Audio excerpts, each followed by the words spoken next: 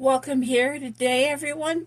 I'm Kat Gothica, and we're going to do a review of the Good Omens deck. I've already been using it, so I'm not doing an unboxing, but I am going to do a full review here today. I'm a big fan of the show, so you should know that. And I just love the cover of this box. Got Crawley and Aziraphale right there. I just love it. It has some raised gilding there, just beautiful. And the guidebook is fully illustrated, full colors. I like that. I like the guidebook. It has both reversed meanings on it as well as the upright meanings, and like I said, it is fully illustrated. And it tells you who's on the cards just so you don't have to guess. But I am going to be flipping through that today with the deck just to make sure we're all on the same page on who everyone is. Because that's one of the things I couldn't find when I was looking into this deck. So the cardstock is a little thick. It is a thicker deck. If you can see that, it is a big handful, and I have a big hand, so it's a little difficult for me to shuffle with a riffle shuffle, so I end up shuffling it more like this, you know. But let's get into it. So we have the Fool, and that of course is Adam. Personally, I think that Newton should have been the Fool because he was completely unannounced to anything, but then so was Adam, having been mismatched. We don't know. He knew nothing. So there's Adam with his trusty dog. And then we have the Magician, which is Miss Tracy, Madame Tracy, doing her mystic arts. Then we have the High Priestess, which is, I will think of her name in a second, or I could just look at it. Agnes Nutter. Agnes Nutter.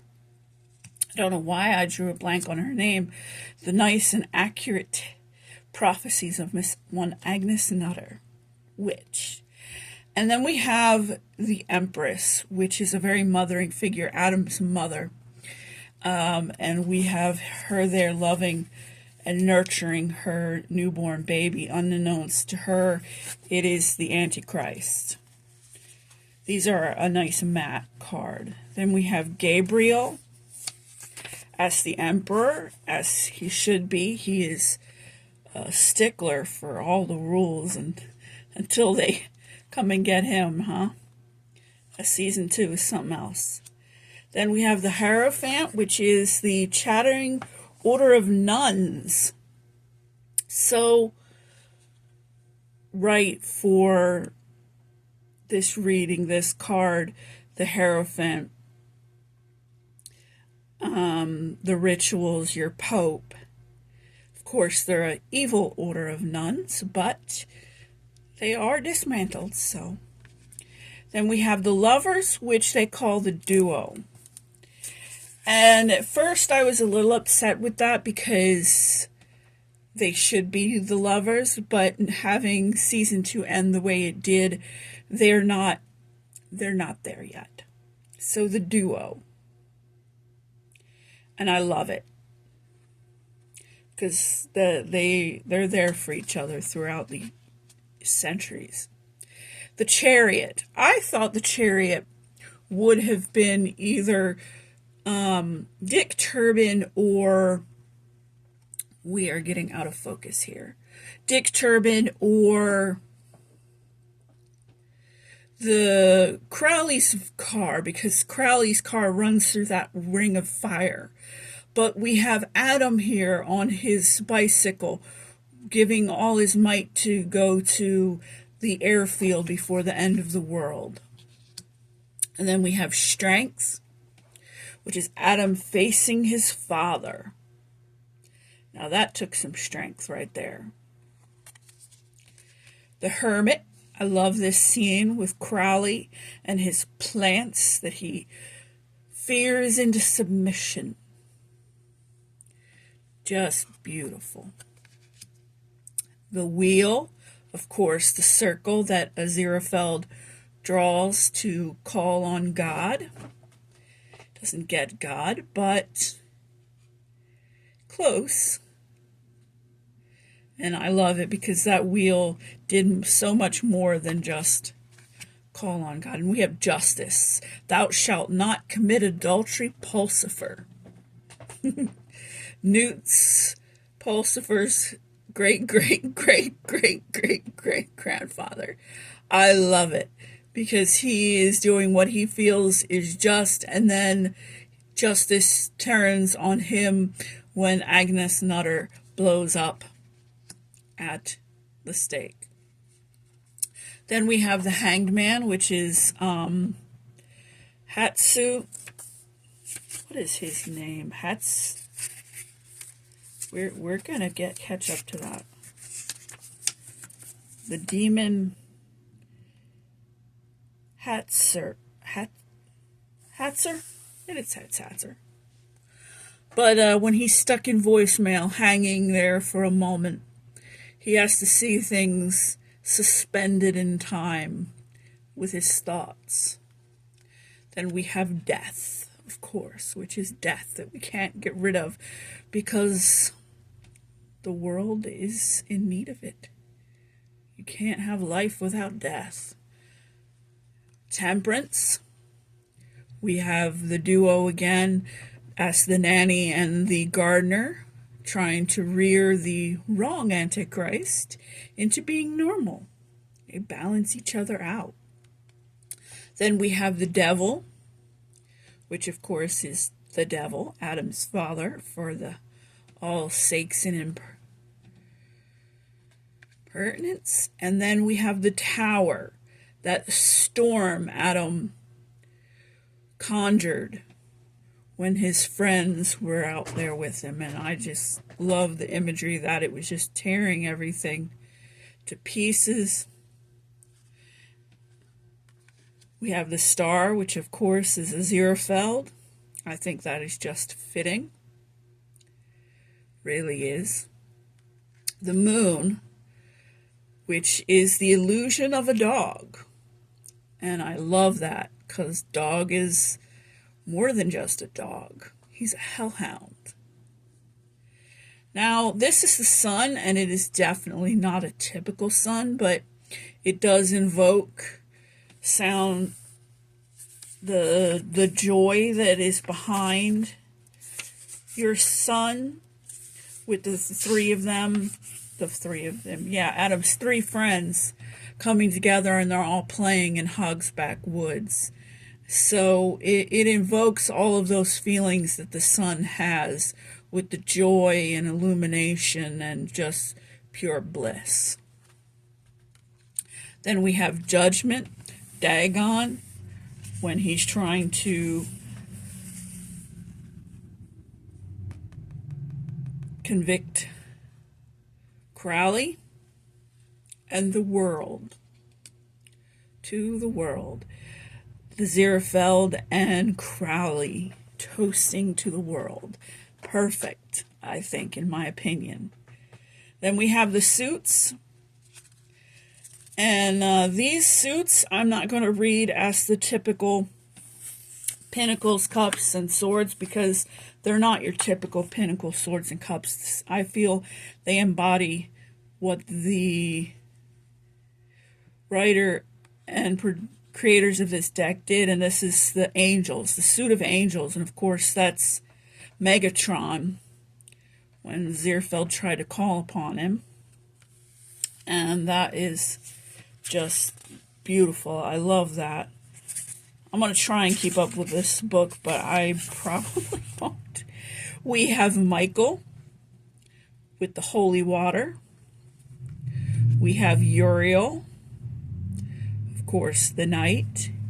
Then we have Paige, which is Muriel, right and ready to go verify that miracle. I love it. The Ace of Angels is, of course, Aziraphale. A little unsure of himself in the moment, but he is always ready to give a helping hand. The Two of Angels, don't remember their names.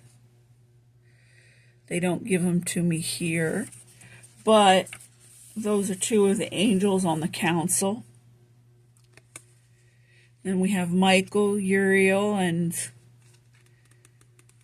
I don't remember his name, but he follows Gabriel around a lot. Then we have the Four of Angels, which is Aziraphale and his sushi. I just love that. We have the Five of Angels, Gabriel and Uriel, head to head. Conflict about to happen.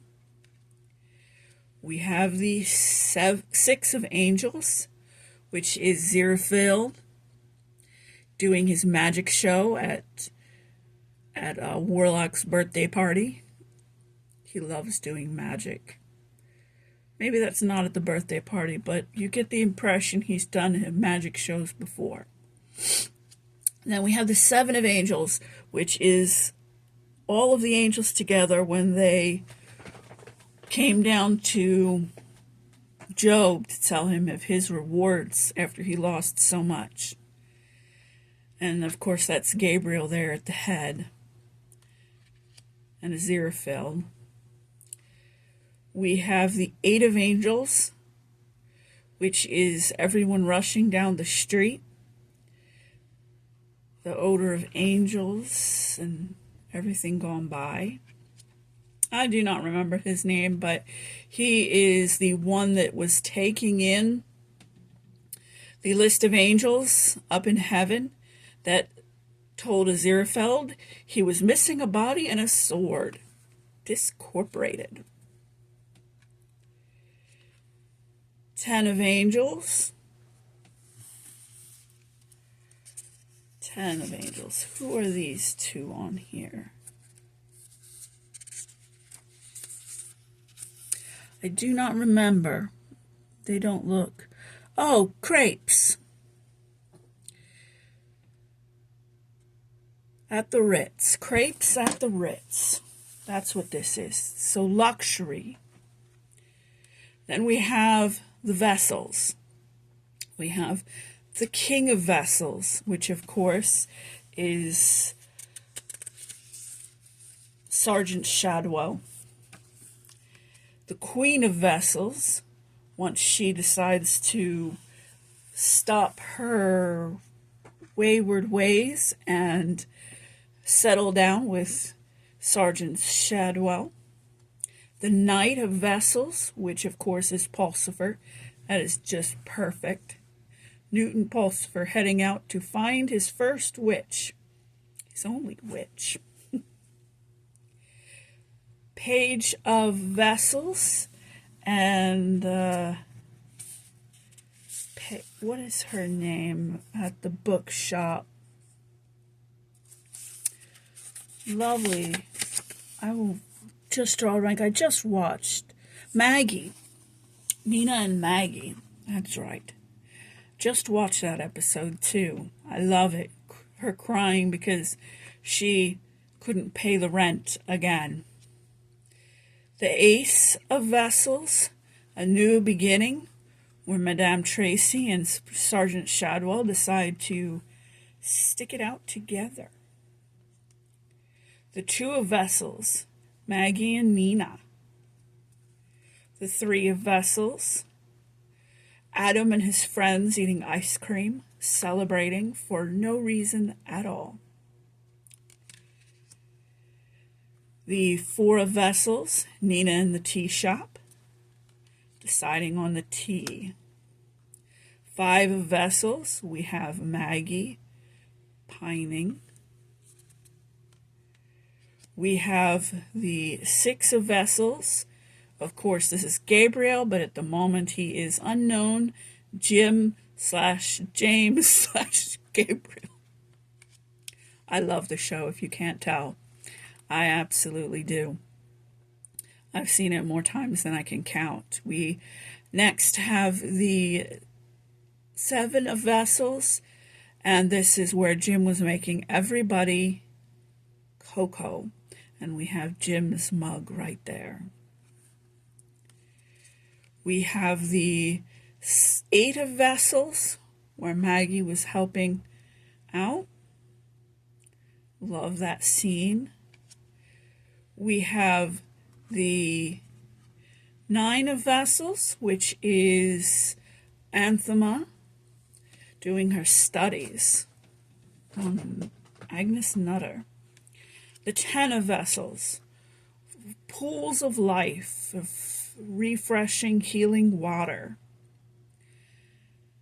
Just beautiful. And then we have the Suit of Demons.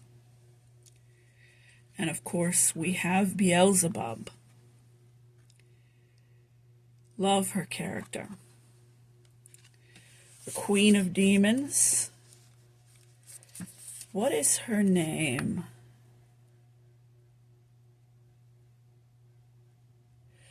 We know her. She tried to go into the bookshop and take over Gabriel, and with a host of demons that ended up being something like 42 demons or something. I can't remember her name, but she's amazing. The Knight of Demons, the intake at Hell, the Page of Demons, those three willfully helping souls that said they would become undead to go prove Crawley was up to no good. Of course, he's always up to no good. The Ace of Demons. Or is this one the intake of Hell?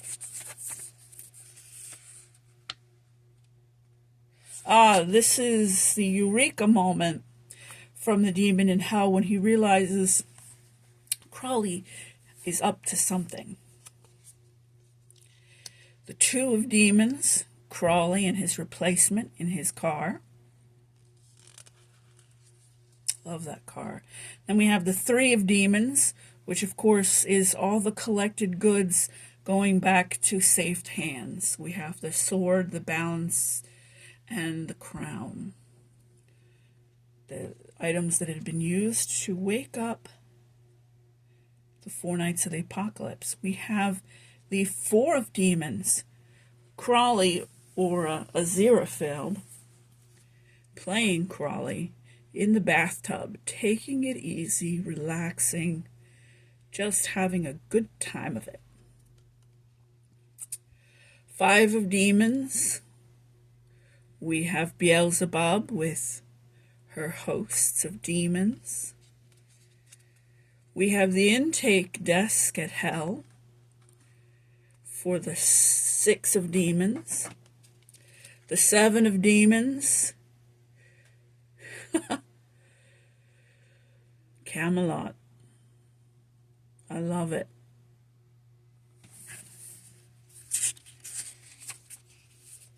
What say were these demons? Did they have names? Some of them didn't have names. No, they didn't put the names of them here, but they're giving advice. We have the Eight of Demons, when they're all crowded up together around Shakespeare, I believe.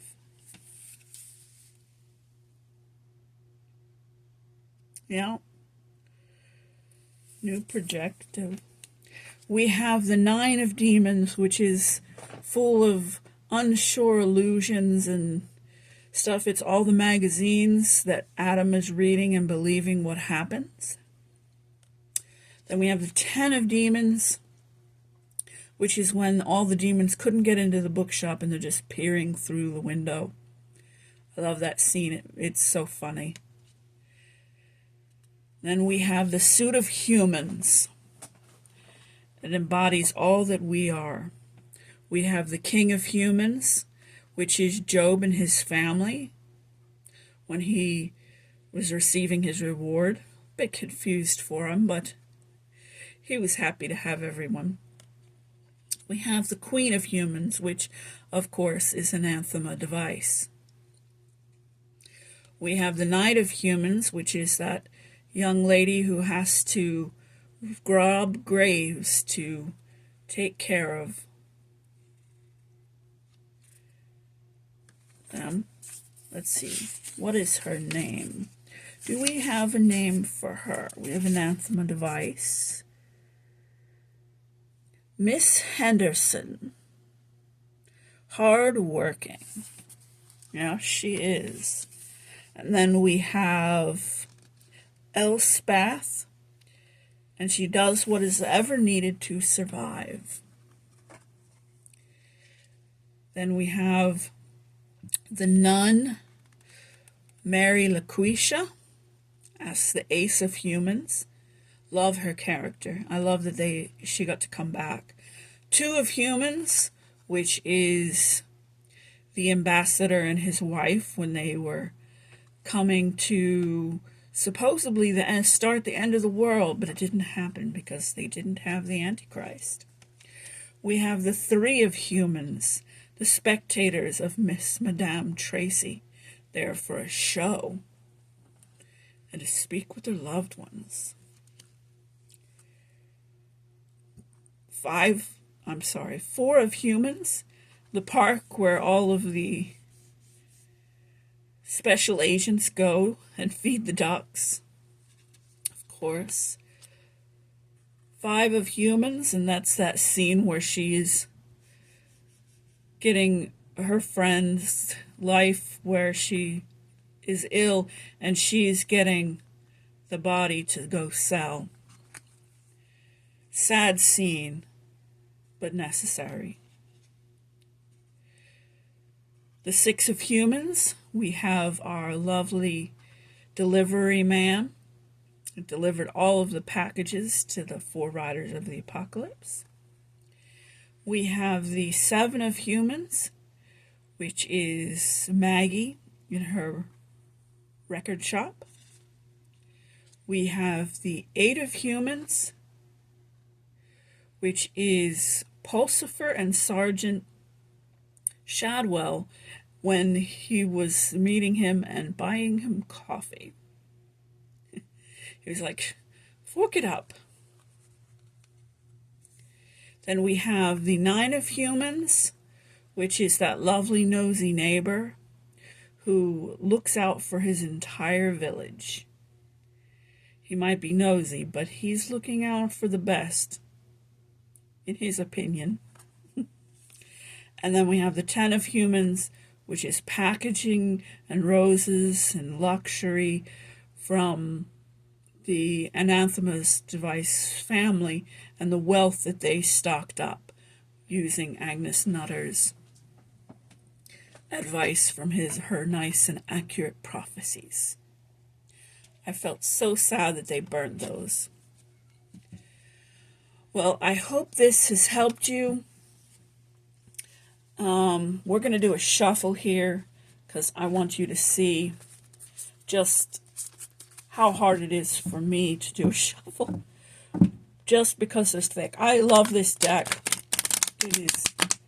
I am straining my hands trying to shuffle this deck. And I can't bend them back to do a proper riffle shuffle. My hands are not strong enough to do that. They're just very thick cards. I love this deck. I do readings with it all of the time, and I intend to edge these cards in black because I think that would fit this deck very well. I hope you guys have a great day and this review helps you out in some way. You have a magical day.